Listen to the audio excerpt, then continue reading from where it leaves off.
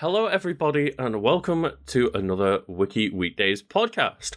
Hello. I'm your host for this week, Lucas Holland, and you can just hear the lovely Karl Smallwood chiming in there as well. Just off camera, and now I'm going to try and drink this coffee. Watch I love how many times Karl's like just off camera, or I'm off camera while we're doing the podcast, and it's like, you're not off camera, Karl. It's force of habit, isn't it? It is, of course. We've spent many years doing like one on camera, one off camera. Mm-hmm. It's a hard thing to unlearn. It is indeed, but for anyone that's listening as the time of release, we're back from taking a couple of weeks off, and it turns out that Karl and I both did the same thing and wanted to talk about it. We both, because normally we don't tell each other what wiki we're going to do before a wiki weekdays podcast, I should say, where we take two wikis from across the length and breadth of the internet, basically just pit them against one another, see which one inspired the most interesting conversation. But we always try to say at the very least, what kind of theme are you going for? Well, it was more like you were a little bit suspicious that we've both kind of done the same thing here, and we had. Yes, we basically picked to talk about the exact same thing. Not the same wiki, but it would have essentially been the same conversation that happened. So we thought, screw it, new year, let's just do one bumper episode about one wiki that we both want to talk about. And that wiki is the wiki on Mimir, the God of Wisdom.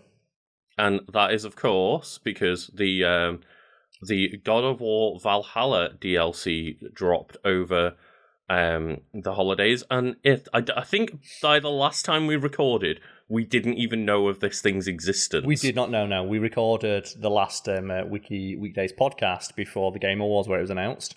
Yeah, so I presume this is a bit of a warning that if you haven't played through that Valhalla DLC, there is a little bit of story, and we will probably end up spoiling said story. Mm-hmm. And there's some Mimir heavy content, because it's essentially just Mimir and Kratos broing out for about 4 hours. Yes, and obviously, it's a roguelite. Time will vary for each person. So if you're going to go through on harder, it'll take longer. But yeah, it's not a very long DLC if you're just blasting through on one of the easier difficulties. So, I'd recommend anyone go check it out. There is some story content. Anyone who played God of War Ragnarok, just go boot it up. It gives you a fully leveled up Kratos for the whole thing. And it does say, it's recommended to play after you finish the final story, but also you can play without having played the final story. But again, just expect spoilers for, all of God of War Ragnarok from us. Yes, I expect some... I was about to say, just like you'd expect spoilers from that DLC, I expect spoilers from me and Lucas, because the game has been out for more than 6 months now, which is our rule. It's the release of something plus 6 months is generally when we think spoilers are okay to talk about without warning, at least on the internet. I mean, that's about 6 months grace more than anyone else seems to give you on YouTube. So I remember when this DLC come out, when I went onto YouTube the next day, and it's like, oh, there's the final cutscene. There's just the final cutscene, just there, and I'm like, oh, great, thanks. Of course, yeah. And people who are watching visually, you'll see me wincing as I take a sip of my coffee. Mm-hmm. Because today is New Year's Day. It's the 1st of January. And I didn't get drunk yesterday. I had a whiskey and watched the last episode of Reacher. And then went to bed before midnight because I just couldn't be arsed. See, I had some drinks with Jenna and we caught up on One Piece. There we go. So we didn't go out, did we? No. And this morning, I woke up at 8 o'clock. I was going to go to the gym. I was ready. I was in all my gym stuff, and I walked down my stairs, and I've got new socks on.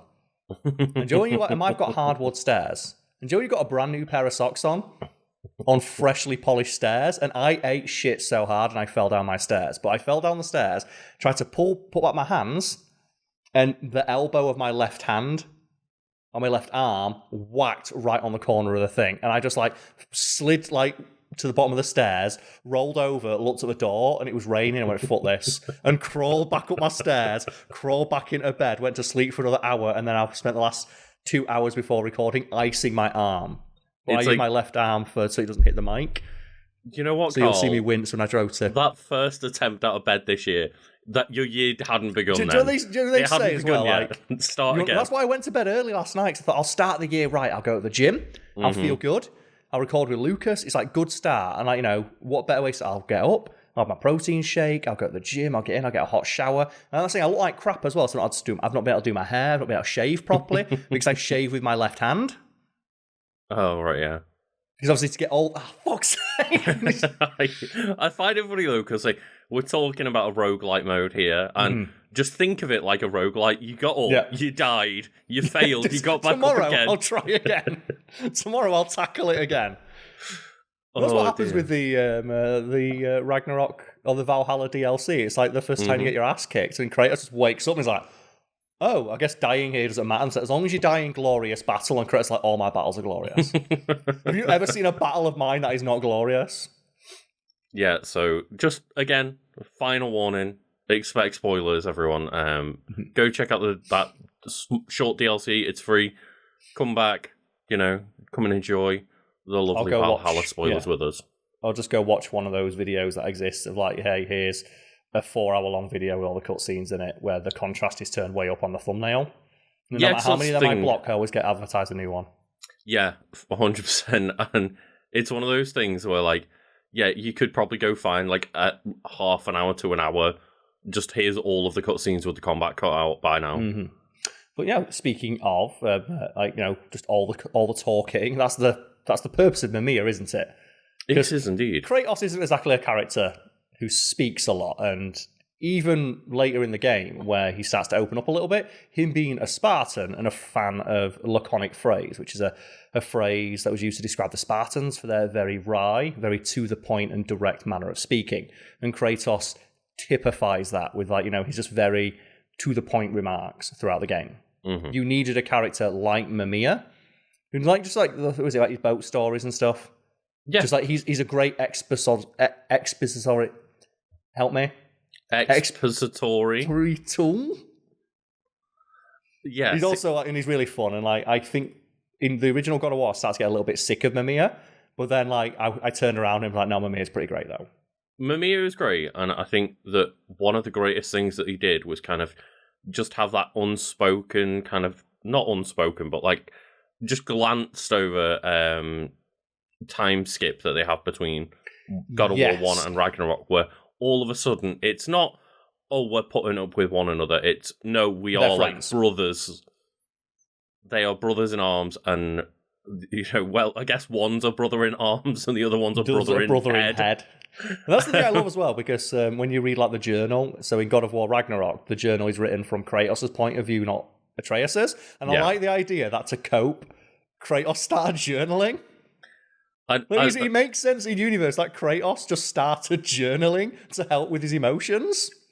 Yeah, and I think that I typified all of this DLC by just summing it up as Kratos went to therapy. Basically, yeah, and they even say that, don't they, about like, when I think Mimir says something along the lines of, combat can be freeing.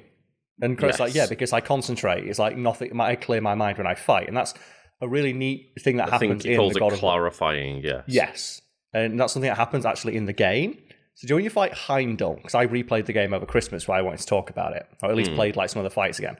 When you're fighting Heimdall, and like Heimdall can read the other person's emotions, and you have that great fight where Kratos just fucking cleans his clock. Yes, I do. And you have that great detail as well, that the first time you swing at like Heimdall, he dodges it perfectly. Mm-hmm. Then Kratos, he tightens up his stance and he throws a few more jabs, and then he hits his bracer. And then then Heimdall's like, oh, these are new braces, watch out. And then the next time Kratos just like gets one clean on the chin. Mm-hmm. A detail that I missed the first time I played through is that Heimdall cannot read Kratos' mind. Do you know what he says to like Atreus when you try and fight him? Because Atreus is like, oh, I saw that coming. I can I can tell that you're angry. It's that you can read the intentions of people, right? But when Kratos is fighting him, because Kratos fights on pure instinct, there's nothing in his mind. And that's why he can hit Heimdall, because Heimdall can't read his intent. There's obviously also Draupnir, the weapon. Draupnir helps as well, yeah. But the thing is, though, I didn't use Draupnir for the first time I kicked his ass. I got that first stun with Draupnir and went in with the Blades of Chaos. And then when you kill Heimdall, like, it's the first time that, like, Heimdall gets scared because he reads your mind and he calls you a monster because he can see that Kratos is angry and he knows what's going to happen. I mean, the guy who'd just been talking shit about killing your kid for, like, the last 10 minutes, it's fair enough. It's like those eyebrows get raised. They've not been that high since the Greek pantheon. Yeah, that's kind of the point, is that fight is the first time that Kratos, like, lets himself become, like, the old, quote-unquote, monster that he is, because yeah, his child is under threat, and he's like, no, fuck you, Heimdall. Isn't that as well? Yeah, he finally just gets a glimpse into his mind, and is like, oh no. Yeah, because he couldn't read his thoughts before, because when Kratos is fighting, Kratos fights on pure instinct. Mm-hmm. And you can't read a man who's fighting on pure instinct. Like, Kratos isn't reacting. He's not like knowingly doing anything. It's pure instinct. He's gone ultra instinct, is what you're saying. Basically, yeah. And one of like the coldest lines in the entire game is when like Odin's trying to like chat shit to Kratos, and Kratos just turns around and just says, like, keep talking like that, and you will meet the god I once was. You will meet the god that destroyed an entire pantheon. And you want to keep chatting some shit. Speaking of which, this DLC kind of focuses on the old pantheon that he killed. It does, yes, because you get to, like, the glimpses back, and again, we're in full spoiler mode here. Like, when Helios turns up, and you're like, oh, not that dipshit. But it makes perfect sense, because then, like, the head on the back gets replaced with Helios. And it's like, oh yeah, I never put two and two together of, like, Mimir literally replaced what Helios was in God of War 3. Of, like, a literal just head on your belt, and obviously Helios was just, like, a power-up that was essentially a torch. Yeah, that's the thing. I ripped off the god of the sun god's head to use it to light my path. That symmetry, I never noticed that until, like, no, you literally have Helios replace Mimir, and I love that he even gets his own voice combat lines, where he doesn't warn you, he just calls you an idiot when you get hit. It's like, because the first time that you go through where it's like Helios, and then kind of like, you break Valhalla a bit and get rescued, and then you come back in a second time where, like, you can actually make it through, and Kratos gets to the point where Helios appears again, and he's like, it would be really helpful if you told me what was coming up behind me, because clearly he's got used to Mimir doing that. Yeah, that's the thing. Yeah, that's another thing I noticed in my replay. Do you know when he's talking to Odin? He turns his back to Odin. Because he trusts that Mimir will tell him if something's going to happen. Mm-hmm. And that's something you have throughout the first game, isn't it? Like when Mimir warns him that, like, Baldur sneaks up behind him. Yeah. And just think about how much more of an effective a warrior Kratos is when he's got just basically literally eyes in the back of his head. Eyes in the back of his arsehole. Yeah. He's like, you can't stop him. Because, think about it, for years now, every fight he's been in, Mimir's like, behind you, brother. And then, he goes in, and Helios is there just like, idiot. Yeah. You moron. I get so annoyed when you get, like, hit by a status effect. It's like, get rid of this. I don't like it. like when you get poisoned, and Helios is like, what is this? It's like, oh, it's Nordic Seor poison. It's like, I don't like it. Get rid of it. And then the same way, like, Mimir, when he reacts to the Greek pantheon enemies. And he's like, the fuck are these things? They're awful. Get rid of them. Yeah. You know what is awful in that DLC? The harpies. Are they the little flying ones? Yeah. That you can't catch. That, like, they will always dodge your first throw of like a long range attack. Because, like, I'm so used to the nightmares, the floating eyeballs. Yeah, we can just hit them first time. You just grab them with the Blades of Chaos first time, every time. And I tried to do it with harpies, and they just keep dodging it. And I'm like, this is why people don't like flying enemies. This is also why people don't go back and play those old God of War games. But anyway, let's bring it back to Mimir. I have a quote from him here. So can you do a Scottish accent? Because I sure as hell can't. No. So I'm not going to do I will not do a bad Scottish, despite me being half Scottish. Like, my mum's Scottish, and I can't do a Scottish accent. But me, I'm the greatest ambassador to the gods, the giants, and all the creatures of the 9 realms. I know every corner of these lands, every language spoken, every war waged, every deal struck.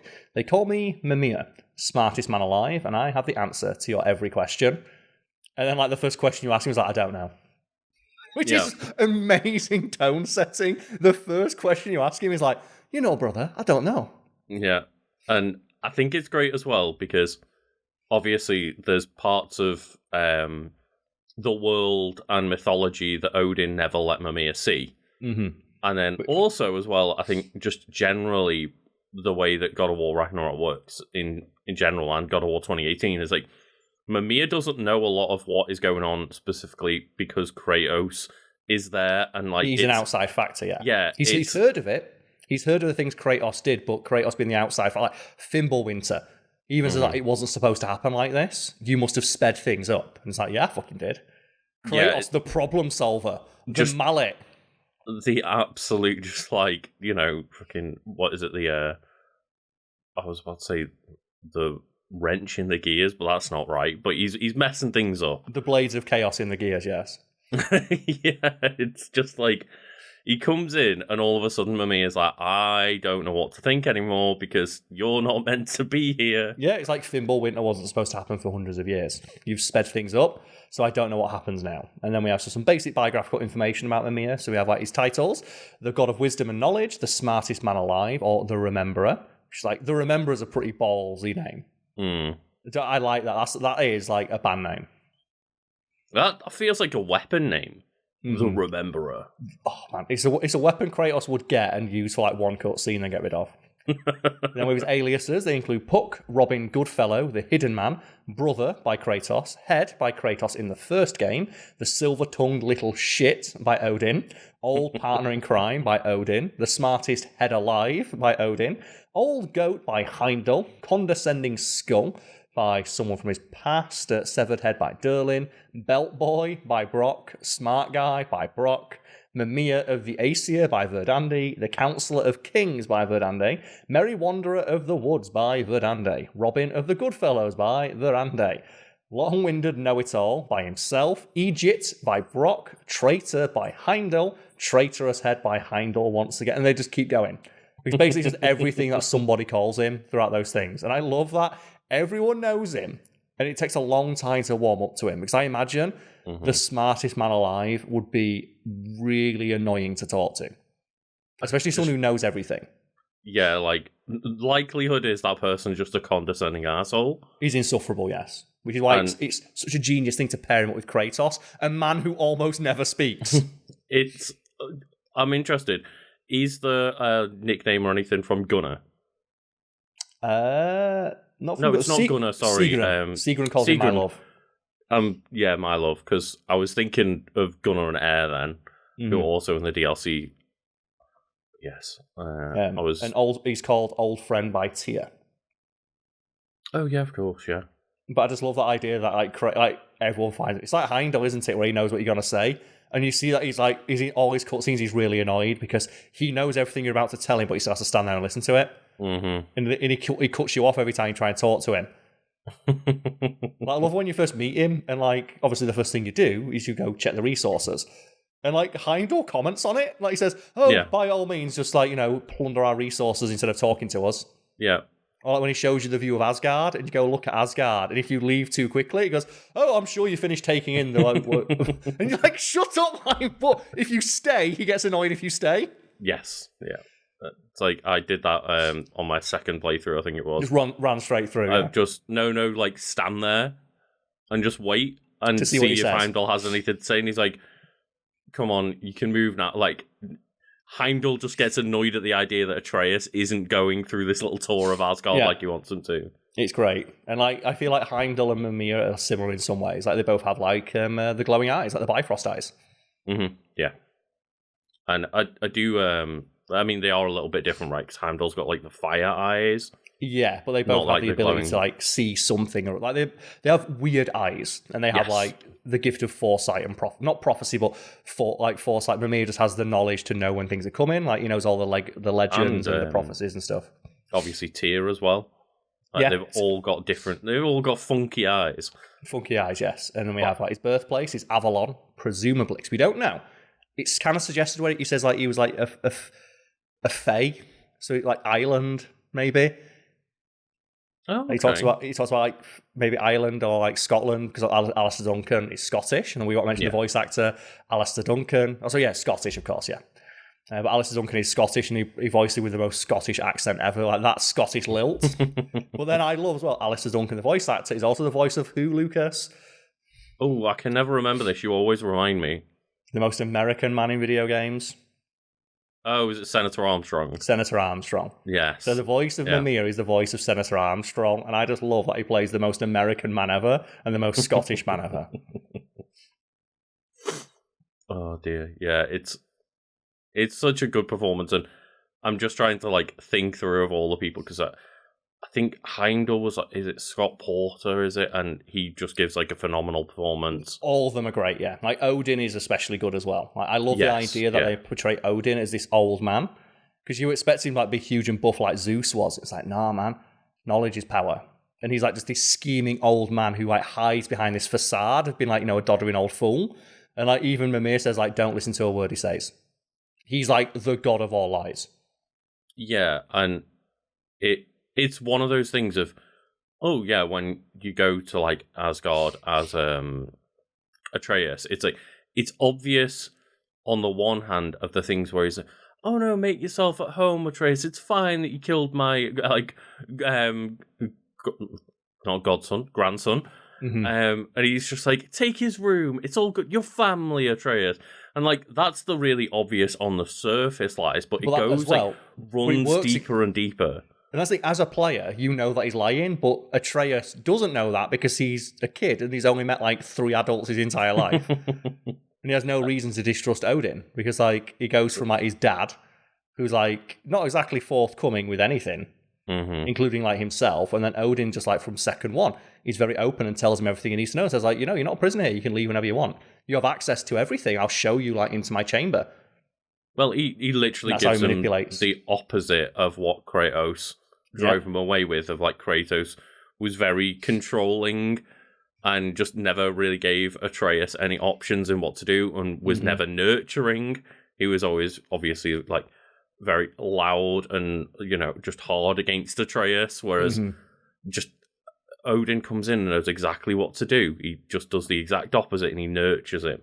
And then Atreus is like, I don't know what any of this is. I like this. Yeah, and that's the thing. Like, he's a master manipulator. He sees exactly what he needs to do to manipulate like Atreus to his ends, and that's one of the reasons Odin doesn't like Kratos, because he can't goad him.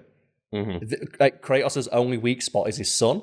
Because like that scene I mentioned where like Odin's like, oh, mummy, I'll do something to that little boy of yours. And like Kratos, like, you'll see the god I once was. But prior to that, he tries to goad him with like everything he can think of. And it just doesn't work because nothing gets Kratos upset. It's like when he talks to Athena, isn't it, in the first game? Where Athena, she calls him like a monster and stuff like that, and it doesn't bother him. It's only when she mentions his son that he even turns around. It's the only thing that can make Kratos second guess himself, because everything else he was sure about. Yeah, when it comes to himself, he's very unflappable in the new games. Yeah.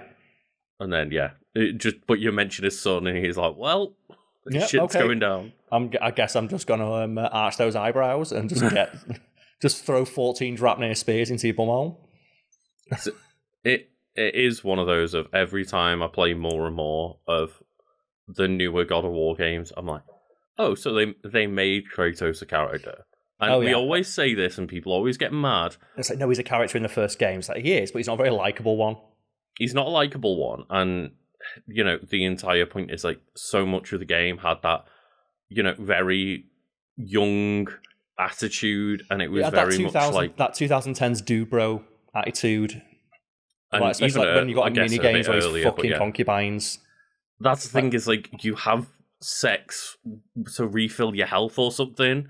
And then just he murders people just for no reason. Like, and I love that they mention that. Like the boat captain in the first game, like literally one of the first things you as a player would do was just killing that boat captain for no reason. Like you don't need to kill him, but it's like that's what a badass would do. A badass would just let the guy die.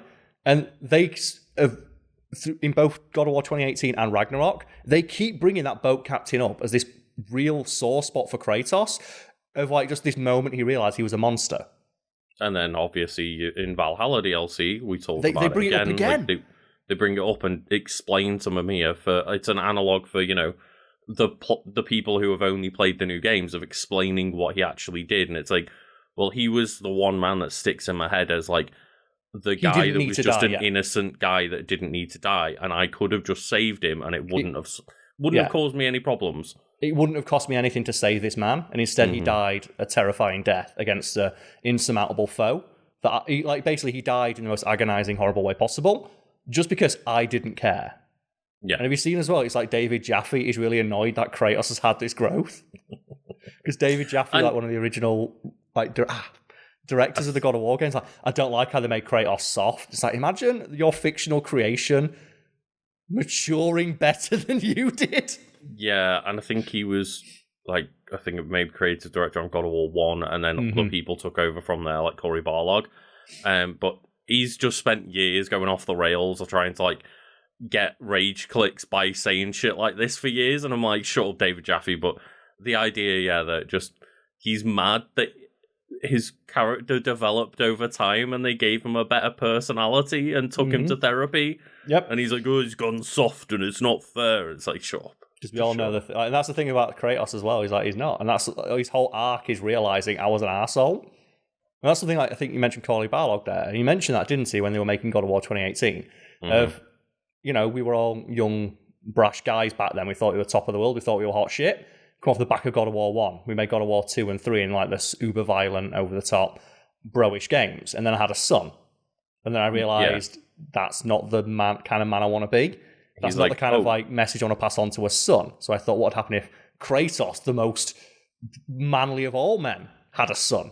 And he realized he didn't want to pass on that toxic element to himself, to his child. What would that be like?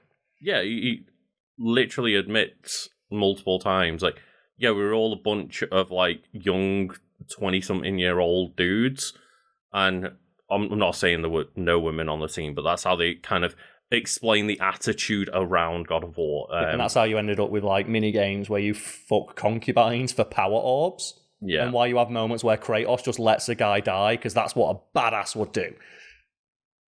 And then, they've matured and re-examined the series and character and made the character something that, as they've matured, they want to see.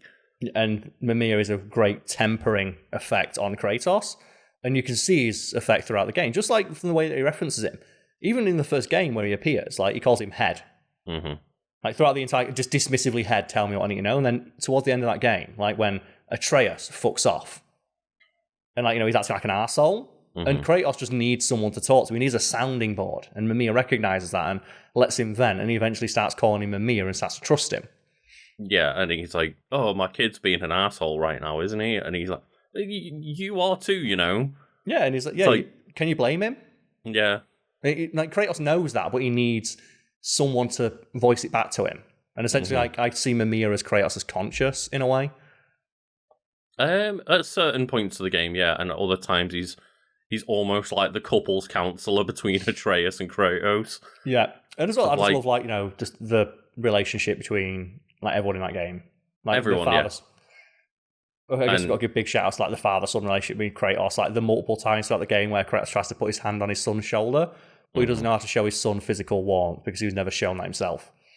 Yeah, exactly, and I think, a very good analogue for kind of, I think, a lot of males talk about the fact that they find it difficult to become more open with their sons, especially because their father may not have shown them a lot of emotion, and it's like, it's hard to adapt to that. And I know plenty of people that I've had those discussions with in my own life. And there's a lot of like reviews from my older guys with kids who play the God of War games, and they have like this unique perspective on it of they grew up with those original God of War games. Like, oh, this is so badass, this is so cool.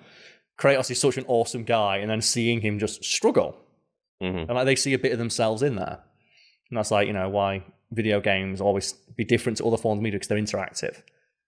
And like you normally video games, it's like 50, 60 hours to complete. You spend a lot of time with Kratos as a character compared to say like a movie. Yeah, I was going to say, between the God of War 2018 all the way up to now, we've spent, I should say, like 50, 60, 70 hours with these characters at this point. It's like, it's not a short film or two. It's like you've had time to actually learn these characters and go through so much with them. And, speaking of learning these characters, we have the personality section on Mimir here. So, Mimir is a well-mannered, kind, and possesses a cheery and witty, though occasionally sarcastic sense of humour. Even in his beheaded state, he tries to make the best of most situations, finding it better than imprisonment, and as such, he tries to be helpful in any way that he can.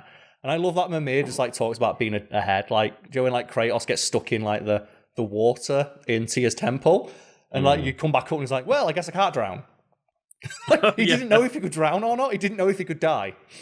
Yeah, because that's the thing is, you chop his head off because he's like, well, I guess I'm strapped to this tree eternally. I guess you can just take my head and I won't die. And then it's just him slowly over time discovering what being an unkillable head means. Yeah, and it's like, as well, the only time you've ever really seen drop that facade is when he's talking to him like, I'm Mimir, I possess all this knowledge. And then, like, he says, he tortures me every day, brother. Every day. And he's like, in that moment, Kratos understands of, like, seeing a man confined, like, physically, like, Kratos was he wasn't stuck to a tree, but he was like, stuck under someone else's thumb. Mm-hmm. And that's like that first like spark of connection between the two of like, oh, an uncaring God has placed you in a situation which you're not comfortable. I will free you from that. And he sees in that moment, like, even if they can't revive him, death would be an alternative that he wouldn't mind. And then there's that moment where in Valhalla, Kratos doesn't know whether he's about to kill Mimir or not. Yes, and he gets really upset. Yeah, and he breaks Valhalla to rescue Mimir because he tears apart an aspect of reality. Yeah, he's like, I don't know what the rules are here. Like, Mimir's unkillable normally, but if I sacrifice him right now... That's not a glorious death.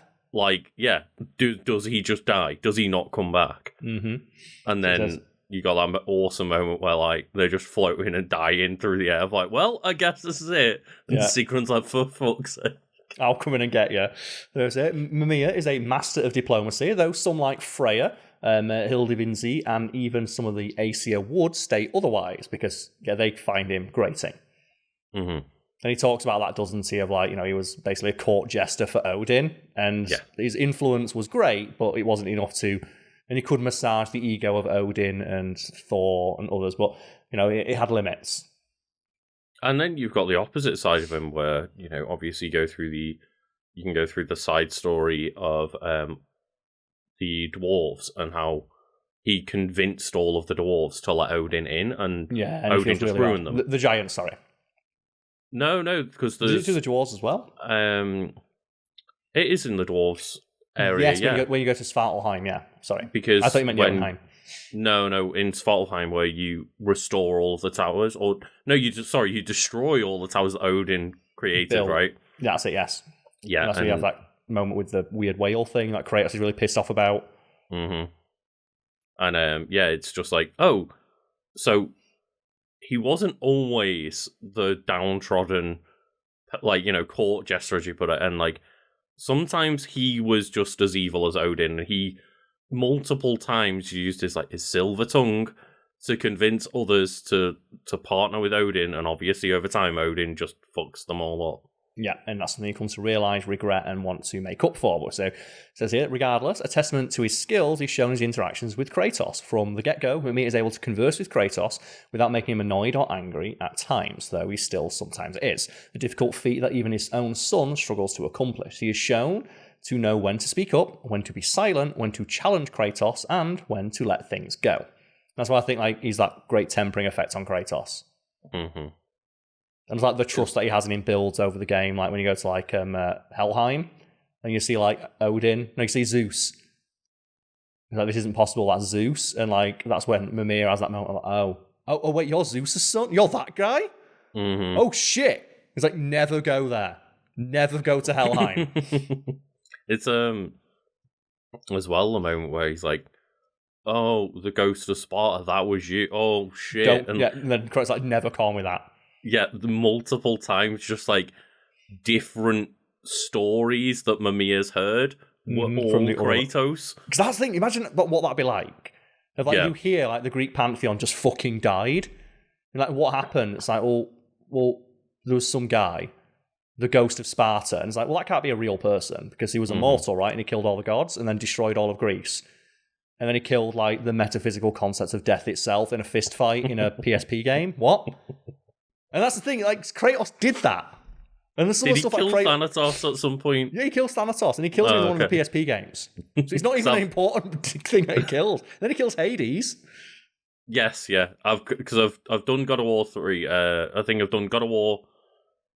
bit of God of War 1, then God of War 2 and 3, but I never played the PlayStation games. P games or Ascension or anything like that. When we did the Wiki weekends on Kratos, we went through the list of gods that he killed, and it's 55 gods long. That's the thing, there's so many gods, it's hard to remember which ones he killed. He killed the literal personification of death. Mm-hmm. And then that's the point where Kratos cannot die, and you have that super badass line of aren't you worried about dying? It's death can have me when it earns me. He just doesn't give a fuck, because he knows nothing's going to be able to kill him, except for a level 8 wolf on Give Me God of War difficulty. Just that one exploding Draugr. Oh god. Remember I showed you that? I showed you what Give Me God of War difficulty looks like. Yeah. And I was like, you saw a maxed out level 8 Kratos wearing endgame armor with every ability, and a basic enemy walked up, exploded, and instantly killed Kratos. It's at that point when I'm like, you know what? I don't need to play this mode. I don't need to play Give Me God of War difficulty. That's how terrifying Kratos. And the thing is, the stuff that Kratos did that Mimir didn't even know about, which I love. Mm-hmm. Yeah. Like when you're talking like to Freya, and it's like, oh, we're going to go find the Norns. It's like, what are the Norns? Like Kratos has no idea. Well, they're they span fate of like this realm. And Kratos like, oh, you mean like the Sisters of Fate? So what? Who are they? I've never heard of them. Well, they're not alive anymore. It's like, what? So oh yeah, they had a prophecy and I killed them. How did you kill the personification of fate itself? Oh, they sent me back in time. So wait, you traveled back in time? Kratos like, yeah, I did, and then I killed the physical manifestation of prophecy itself to break fate. And they're like, that's the most irresponsible thing I've ever heard. You literally kill fate. He's like, yeah, I did. Back then, he just didn't give a shit. He didn't give, and that's one of the things, like, he didn't care. And it's through those little moments where you have, like, Freya and Mimir realize how terrifying Kratos is. Mm-hmm. Of like, wait, you killed fate? Because they say, like, time travel is something no one in Norse mythology has. And Kratos like, really? I traveled through time multiple times. And like, they don't believe him because they think time travel is impossible. It's like, no, I've done it. It's like, how? Well, I did it to kill the personification of fate. Yeah, and I did that before I got my power up.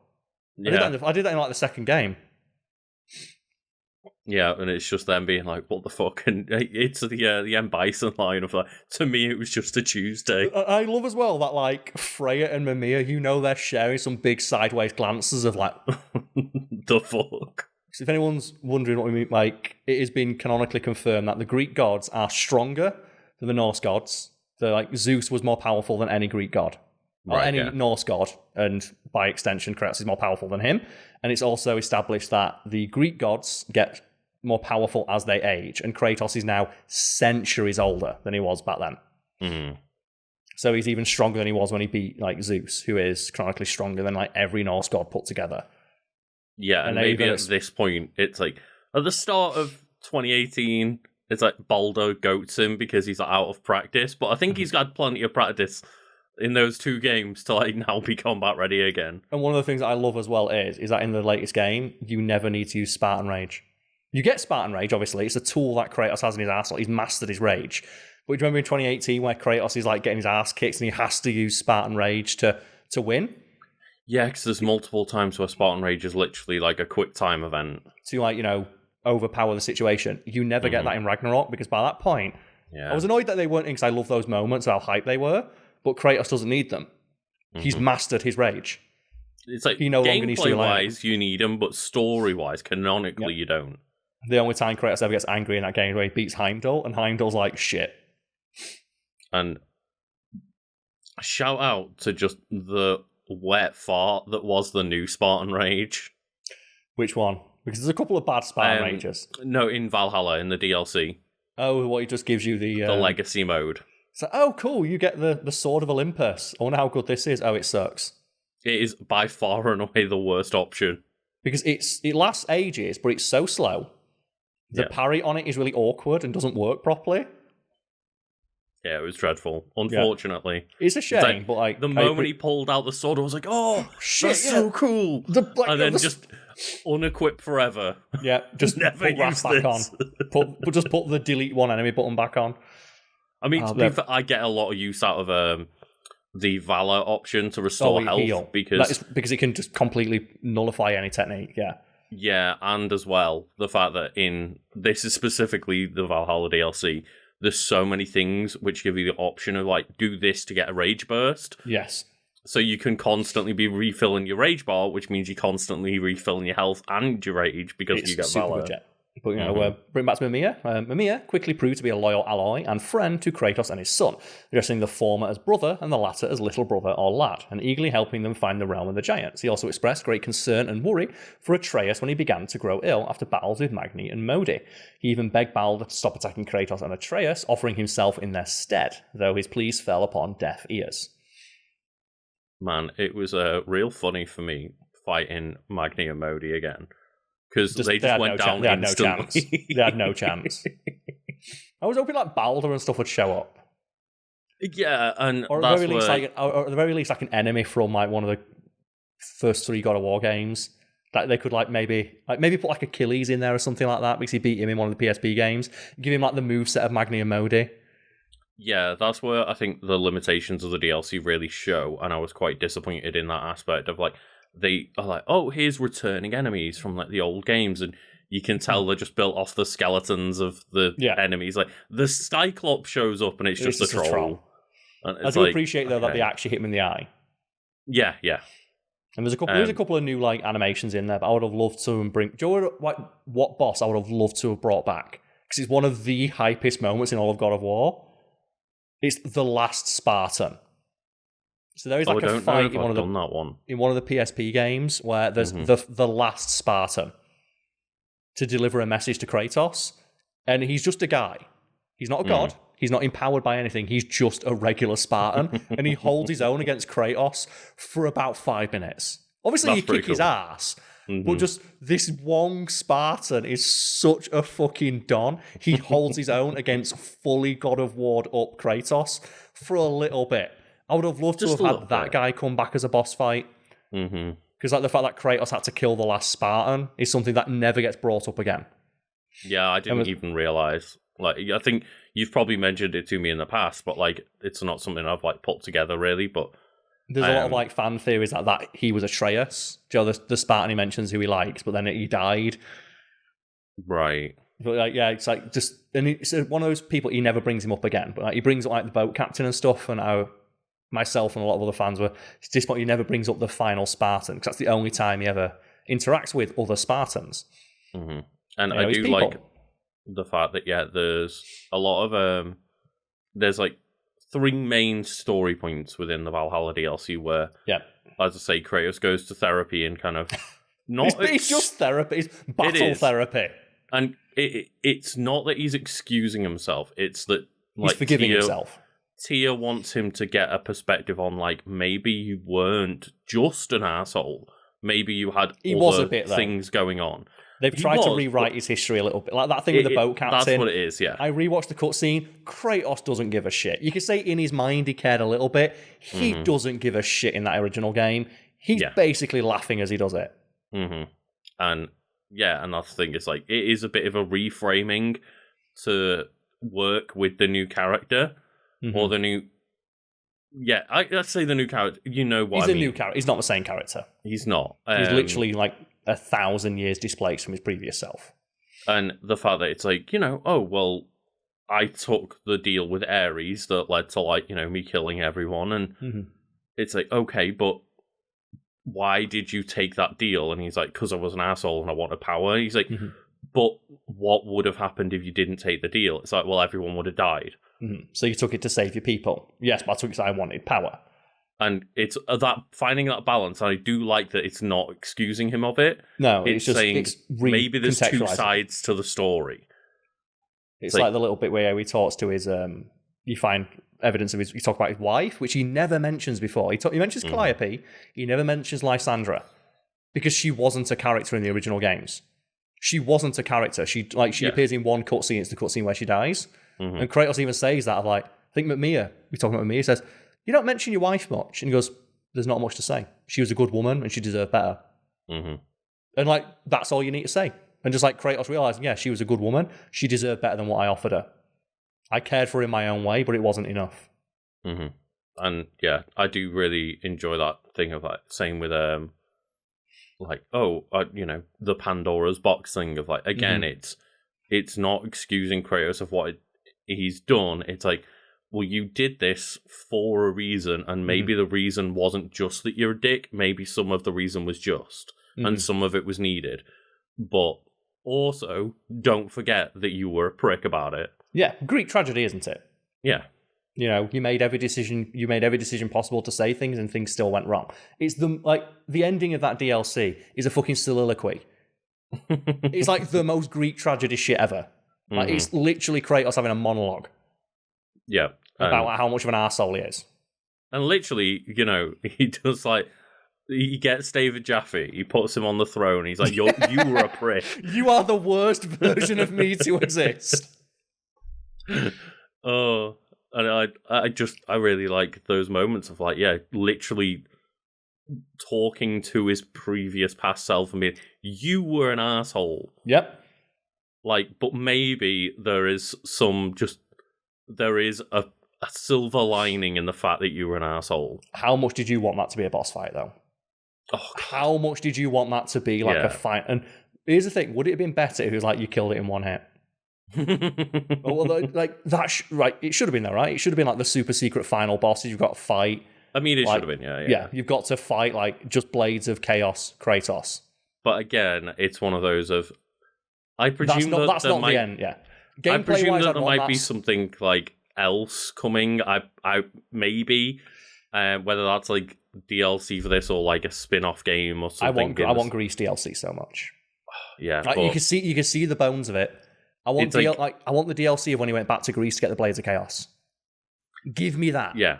In terms of story, I think they've knocked out of the park. But like in terms of gameplay, you can see why it's a free DLC. Of like most, not all of it, most of it is like reused assets and cleverly reworked enemies and stuff like that. And it's taken the bones of that game and just remixing it all up a bit. Yeah, but I so wanted that to be a fight. But then I realised, like, no, because that's the whole point of that is Kratos realising, I don't need my anger anymore. I don't need you. And he goes and sits on the throne himself. And just that ending line of like, what would you like to do now, Kratos? I think I'd like to sit for a while. I'd like to enjoy the throne. And then he gets sent back to the beach and he's like, oh God, do more DLC. There's still lockables. It's like, just the achievements bar pops up as you haven't got all the trophies yet. It's like, no, let me sit. I so want though there to be how much you know as well why they did it. Where you fight Tyr how many times have you beat Tyr? You beat him enough times. Yeah. Like first time you beat Tyr, he gets out like he's got his spear and his shield, much like Kratos. And then he pulls out like I don't know what they're called, but like the two curved swords from Egypt. Yeah, that's pretty cool. Then he pulls out the I think it's like the Metzalcoatl, like the Mesoamerican god thing from like I don't know what it's called. The shark tooth sword. And then the last one he does. I think you'll like. And he even says, "I think you'll like this one." As if to the spear he pulls the katana out. The weeb. Tyr's a weeb.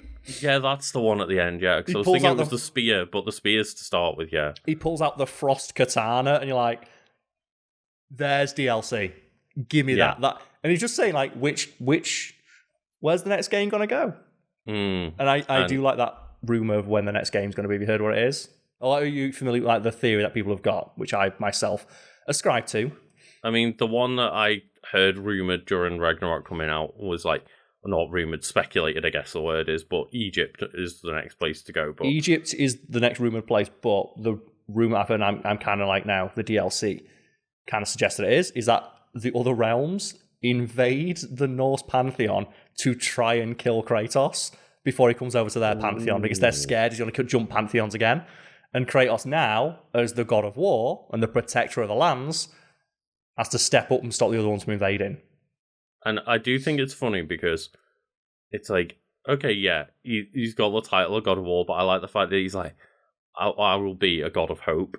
Yes. And then he gets back out, and it's like, oh, that's so cool. And then he's going to get out and be like, so I've decided I'll be your God of Hope. And she's like, what? I need a God of War, you fucking asshole. He's like, well, I'm gonna kick everyone's ass anyway. Just give me this. Let me be therapized, okay? Yeah. Let me just recontextualize like my own anger. It was funny though because I was playing through Jenna and it's like it arrives. It's like you go through the first run or so, and then it's like why are you here? It's like well I'm running away from the fact that Freya offered me the God of War position, and immediately she was like that's not her position to give away. It's Tyr's, and then it's like obviously. You go through the game and Tyr's invited you there, and she was like, "Yes." I do like that fight with Tyr though. It's really I like the bit where Tyr after you do a couple of them, Tyr looks at it as like a training session to get. He wants to get the rust off his edges. And one of the things he'll say when he grabs Kratos is "nice beard." And Kratos, if you look really carefully, Kratos smirks. Smirks that like Tyr said he got a nice beard. And I did, because, if people aren't aware, like, you can unlock the classic Kratos as, Which like, looks an so outfit. shit. And it looks so bad. Compared to but how, it doesn't. It doesn't in the sense of, like, it's a very well done outfit, but you just realise how bad the character design looks compared to new Kratos. Especially with how white his skin is. And I get that's the whole point, thing right? Like, but I love the fact that you can see that it's, like, worn off over time. Which I always read, it's presumably is intentional, of like that's Kratos slowly learning to forgive himself. Of like, you see the ashes of his wife and kids, they're not completely gone, because he obviously still harbours a lot of that guilt, but there's less of them there. Like, they've started to wear away a little bit. It's less prominent, yeah. And I was wondering if like we ever going to get a point where the ashes completely fade away. But I guess we couldn't have that, because then people would realise Kratos is black, and then you'd have weirdo men online complaining, even though he's always been black. At the very least, being very dark and olive skinned. Dark complexion, yeah. He's not super white, is the point. The only time you ever see him without is in one of the PSP games, where he's very clearly dark-skinned. Mm-hmm. And that's he's the also thing is... been exclusively voiced by black guys for the entirety of his gaming career. Yeah, I really find it interesting, because it kind of answered the idea for me of like, oh, is it just an artistic choice to make it look less white now in the 2018 game? And then they answer that question by showing you like the comparison of the two. It's like, no, that's not just like because we're set in a bit of a grittier 4K world. It's like we made a conscious decision to make him less pale. Yeah, like to show that the ashes have slowly worn away, but Kratos still harbours a little bit of that resentment. But we've got some trivia. The little pointy bit. That's what reminded me of like just the little tiny pointy like goatee beard that he's got. Yeah, he just looks like a douchebag. He's got the proper dude bro. Like Kratos in 2018 looks scary, but he's got like he looks like a dad. Like your dad you wouldn't fuck with, but he looks like a dad. Like the beard makes him look more approachable. It softens him a little bit. Yeah, and it's interesting because you see him on the throne sat like an asshole, and you think like, oh, a lot of that, the kind of like, I just say that dude bro kind of dickish energy you think is coming from the pose, but then you put the costume on.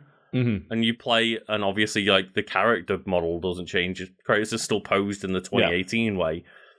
And it's like, no, there's something about that character design. Yeah, just something that makes him look like a bit of an arsehole. But we've got some trivia to end on for Mimir. Would you like to go through that? Hell yeah. So we've got some trivia. Like, Mimir is Celtic, and while in Tyr's secret room, Atreus finds a Celtic knife. Mimir says that the knife comes from his homeland, and they had one similar to that. And then you have that great bit from Kratos of like, yes, we should take it with us. We might need something to butter our bread. Just shitting on it. And like, I love like the proper like sarcastic moments between Kratos and Mimir, where every now and again Kratos gets one over on Mimir and he hates it. Yeah. Like, did you get the one in the game where you're following the footsteps? They're like Kratos, like he goes down and goes, And I think Mimir says something like, oh, these footsteps are pretty big. And Kratos just says, smartest man alive. Like, really sarcastically. And Freya starts laughing. Like, Freya laughs at it because Mimir just got absolutely owned. Yeah, and, like, because even Freya gets a line every now and then on Mimir, and he, like, obviously, being the smartest man alive, he just fucking hates it. He hates when people, like, are smart, or, like, they get the last word. And that's it. He's emotionally mature enough to recognise when he's been had, but he's still a little bit salty about the fact that like Kratos gets one over on him. And that's one of the things I like about him, where he's constantly surprised by like the intelligence and wisdom of Kratos, like where you're collecting the poems. And like, obviously Mimir being the erudite, well-educated dipshit that he is, he's like, oh, I love poetry. And Kratos like, so do I. You never mentioned so, brother. He goes, well, my people are renowned for their culture. Is that, Greeks, do you know what Greece is? Greeks literally invented plays and poetry. Yeah, it's like my lands were renowned for the like creation of all of these things. It's like we essentially made modern art. Yeah, and not now modern art, but their modern art. Like, but yeah, one of those funny things. Yeah, it's so great because you just think of Kratos as a Spartan, but he was still surrounded by the Greek culture. He was still Greek, yeah. And that's one of the little things I like where Kratos mentions, like, why are you so surprised? My people are renowned for their culture. And when he talks about, like, what's your favourite poem? It's like, it concerns, like, a war and a forbidden love. It's like, the story of the Iliad, I think he's talking about. Right. I mean, they get all those, like, as well, Kratos just casually just dropping shit that blows your mind. Of like, oh yeah, I was at, like, the Battle of Troy. Like, what? Like, was it about a giant horse? And he's like, oh yeah. The poem is kind of like, it kind of downplays what happened that day. I prefer the poem. Or when he mentions, like, the 300 Spartans, like, oh, I was there. Yeah. He was just there. He was casually just there. He met Leonidas for a little bit. Or when the one that I love the most is when he mentions Sony Battle Royale. Oh, yes, of course. He mentions that. He goes, is it true you once fought in a tournament? I fought in many tournaments. But this one had, like, a princess from a far-off land. She's a fat princess, a famous musician, and an adventurer. Parappa the Rapper. An adventurer. It's like Nathan Drake's like, I would not speak of this. Yeah, let's forget about that game. It's like, which means that's case canon that he fought Dante for a little bit.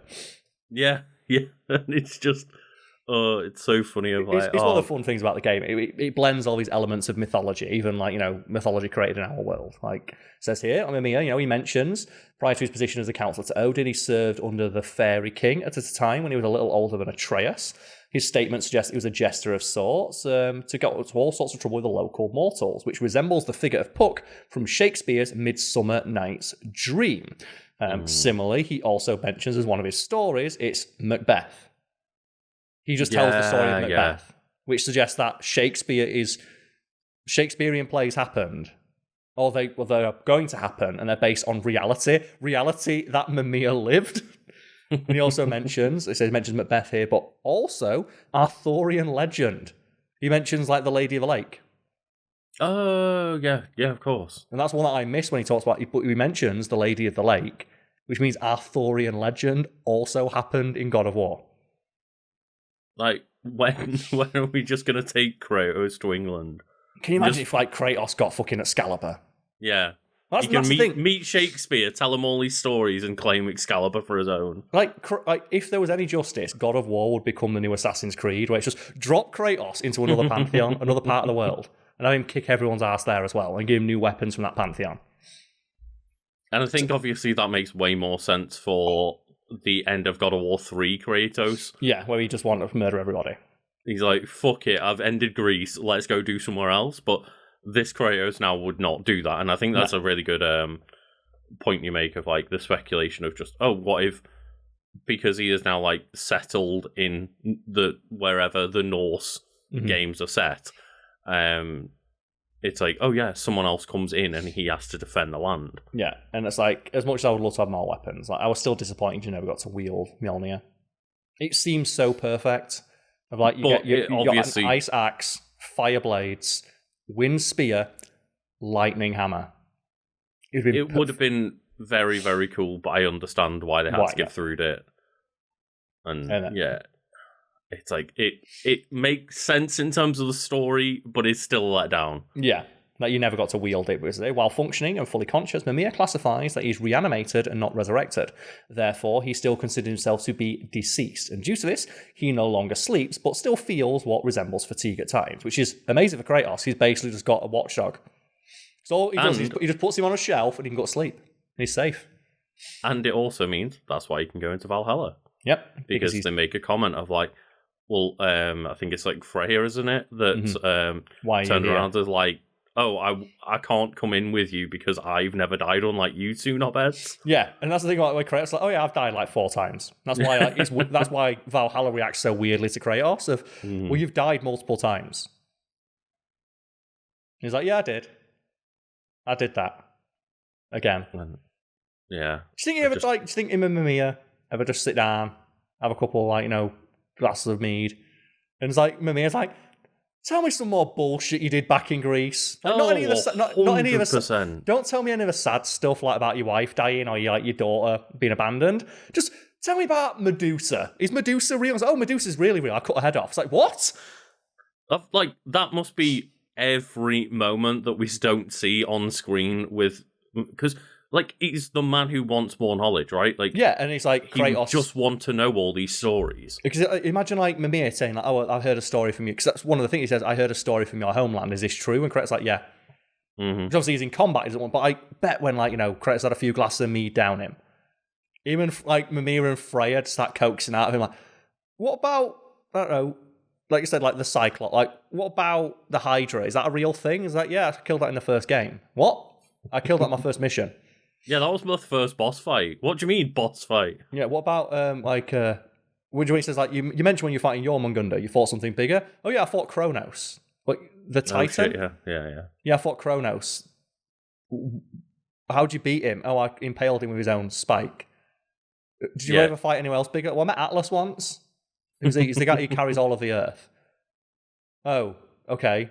He sounds pretty strong. Well, I'm stronger than he is. How do you know that? Well, I beat Hercules. Hercules, the Greek god of strength. Yes, I beat him, and he once held up the Earth in Atlas's place. And I overpowered him in a physical stalemate. He's also my brother. Do you know that? What? Yeah, he beat him in a game of fisticuffs. With like, big he lion just fist. punches the shit out of Hercules in that game. Like, he doesn't even need weapons. I just do wonder, though, of, like, just Mimir's, like, just asking him about all these tales of, like, the Greek history. Like, is this real? Is this a real story? Yeah. Like, yeah, that's real. I was there. Just asking him all the bullshit. Imagine getting the Hercules gauntlet in the new God of War game. He goes back into his house and like underneath he's got all the like this armory of the Greek weapons. Just pulls out Helios's head. He just, I'll take the claws of Hades today. Yeah. I'll take the Hercules gauntlets. I still think the strongest thing he ever had was Medusa's head. Oh yeah, it's legit one of the strongest things he ever had. Yeah, he immediately kills anything. So he uses it against one of the bosses, doesn't he? Like he just pulls Medusa's head out. Ooh, I can't remember that. I can't remember whether that does or doesn't happen. Mm-hmm. It's been a while, but yeah, that is just. It's pretty OP, just the ability to petrify anyone. And he knows when he's going to use it, so he can just go like that and not look. And he has it on the back of his head. He has it on the back as well. Like, imagine if he had all the heads. He had if he had like Helios and he had Medusa. The utility belt of heads. Yeah, he gets all the different heads that he's cut off. Oh god! He just blinds you, petrifies you, and then Mimir talks shit about you. What's the thing, Joe? You get like the upgrade where you channel the Bifrost through Mimir's head as one of like your relics that you get, and Mimir says that's uncomfortable. Yeah, it must feel so weird to fire like Bifrost energy out of your eyeballs. Yeah, I find that real fun in the DLC of like, oh, you get different relics and they all have different amounts of uses, and you get like 7 uses out of the Mimir head, and you can like recharge it. So I was in one fight on one run where I was there with like 10 charges of just Mimir going like, ah! It's like, why, Kratos? Why? I will say it's kind of disappointing that like, at the end of the first game, where like Brock and Sindri take measurements of his head, I thought they were going to build him a robot body. I really thought they were going to build him a robot body. Or at least like, something that's not just a piece of rope. Yeah. Like a more secure way to hang on to. Because what happens if Kratos just jumps and like Mimir falls off? What would happen? Because I think Kratos pulls him off really easily. Mm-hmm. Like what happened if in combat he like does one of those combat rolls? He just flies off. What would have happened? Like, do you know what you should do? Do you know the same enchantment that he has on like his axe and like Thor has on Mjolnir? Put that on one of Mimir's eyes. So if you lose Mimir, he just holds out his hand. On his eye. And Mimir just flies back. Not on like the rope that keeps him held. No. Just on his eyeballs. Like, Kratos just has to... Oh. Yeah, but we have like a few more bits of trivia about him. Despite being the self-professed smartest man alive and incredibly good at deducing, Mimir is not that good at lying. And Kratos easily sees through him every time he tries to lie. It's like, yeah. I think Kratos just like has that uncanny ability to pretty much see through everyone's bullshit. He's done with it. I've lived 1,000 years. He's just experienced enough, I think, what it is. I think it's like after dealing with the Greek gods as well, who are a hell of a lot more duplicitous. Like the Norse gods must seem so straightforward. When he talks about like Odin, he's this like manipulating tyrant. It's like, do you meet Zeus? Do you know Zeus just used to turn to animals and just fuck people as disguised as an animal? Like, what does Odin do? He could turn into a raven. Oh, just turn into one animal. That's great. Perfect. So I'm going to go fight 50. Yeah. It's true. Like, Odin must almost seem kind of casual to Kratos at this point.